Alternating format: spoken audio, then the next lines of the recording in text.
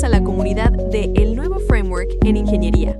Si están aquí es porque comparten nuestra visión: dominar las bases de la ingeniería para liderar la innovación con inteligencia artificial. En esta sesión del curso de electrónica vamos a dar un paso crucial, un salto desde el mundo de la información al mundo de la fuerza bruta.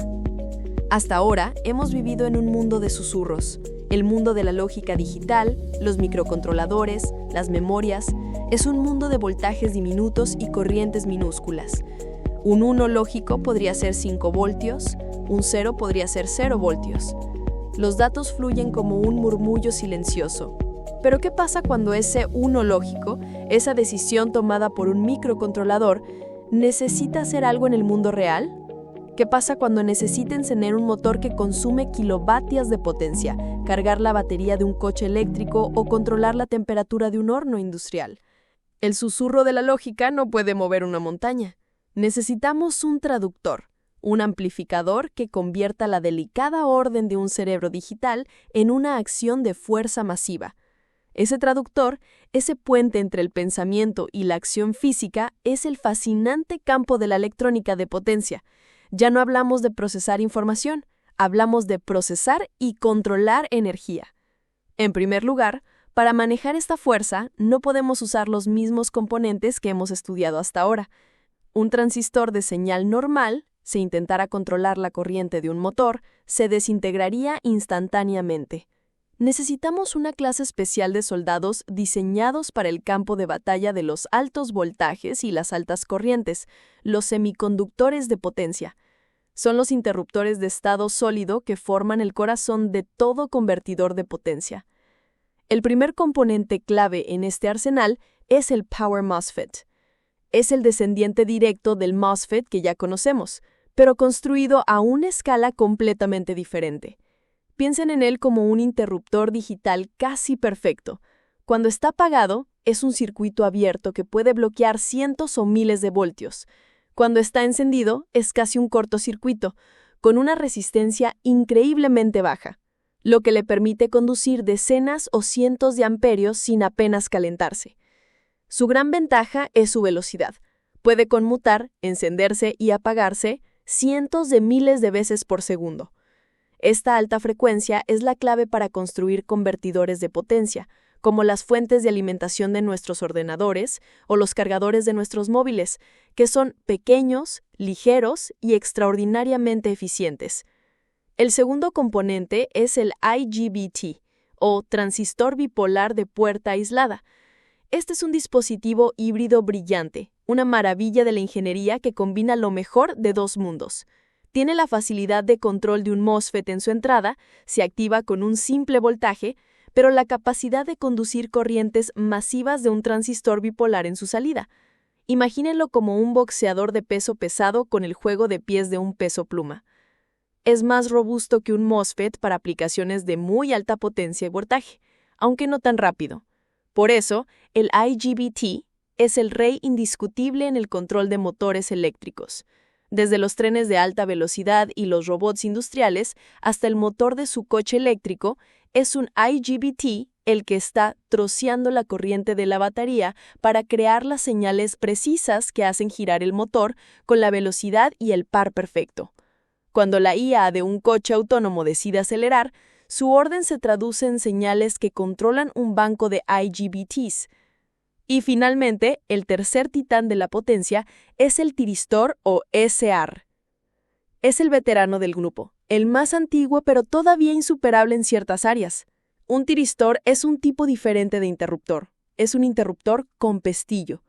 Una vez que lo activamos con un pequeño pulso, se queda encendido y conduciendo, incluso si quitamos el pulso de activación. Se mantendrá conduciendo indefinidamente hasta que la corriente que lo atraviesa caiga a cero por sí misma. Es como una compuerta de una presa. Un pequeño esfuerzo para abrirla y la fuerza del agua la mantiene abierta hasta que el embalse se vacía. Por esta naturaleza, no es ideal para las altas frecuencias de los convertidores modernos, pero su robustez es legendaria. Son capaces de manejar cantidades de energía verdaderamente titánicas, corrientes de miles de amperios y voltajes de miles de voltios. Por eso se siguen utilizando en el control de grandes hornos industriales, en la rectificación de potencia a gran escala y en los sistemas de transmisión de corriente continua de alto voltaje que llevan la energía a través de los continentes. Muchas gracias, Ana. Continúo yo. Ahora bien, manejar toda esta potencia tiene un coste inevitable, una ley de la física que ningún ingeniero puede ignorar: el calor. En un mundo ideal, nuestros interruptores de potencia serían perfectos. Resistencia cero cuando están encendidos, resistencia infinita cuando están apagados. Pero nuestro mundo no es ideal. Siempre hay pequeñas pérdidas. Una pequeña resistencia cuando el dispositivo está conduciendo y una pequeña corriente de fuga cuando está bloqueando. Estas pérdidas, multiplicadas por los enormes voltajes y corrientes que manejan, se manifiestan como calor. Y el calor es el enemigo número uno de cualquier semiconductor. Si la temperatura interna de un chip, su unión, supera un límite crítico, el dispositivo se degrada y finalmente se destruye en un evento nada espectacular llamado fuga térmica. Aquí es donde entra en juego el segundo concepto fundamental de hoy: el balance energético y la gestión térmica. El principio es simple: la energía que entra a nuestro convertidor es igual a la energía útil que sale, más la energía que se pierde en forma de calor. Nuestra misión como ingenieros es doble. Primero, diseñar el convertidor para que sea lo más eficiente posible y minimizar ese calor residual.